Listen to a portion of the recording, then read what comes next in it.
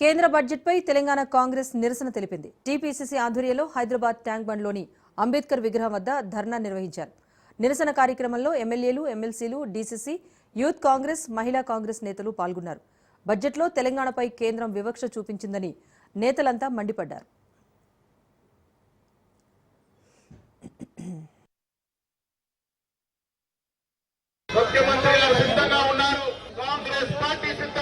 మిగతా రాజకీయ పార్టీలు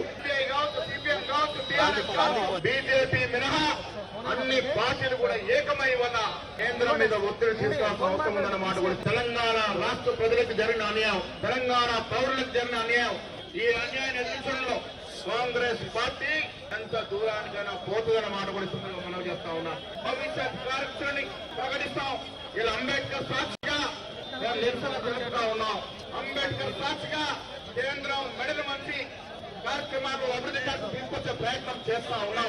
నిజంగా కూడా రాష్ట్ర స్ఫూర్తి మీకు ఉంటే, తెలంగాణ రక్తం మీద ఉంటే ఈ రాష్ట్ర అధికారులు ముఖ్యమంత్రి బాసరగా నిలవండి.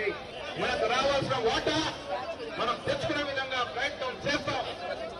ఇవాళ ధర్నా ఇది ఆరంభం మాత్రమే, ఇది ఆగదు. భవిష్యత్ కార్యాచరణ ప్రకటిస్తాం. కేంద్రం దిగివచ్చి నిధులిచ్చే వరకు శాంతియుతంగా తెలంగాణ ప్రజల్ని మమేకం చేసుకుని, తెలంగాణ పౌరుల్ని మమేకం చేసుకుని ముందుకు పోతామన్నమాట కూడా ఈ సందర్భంగా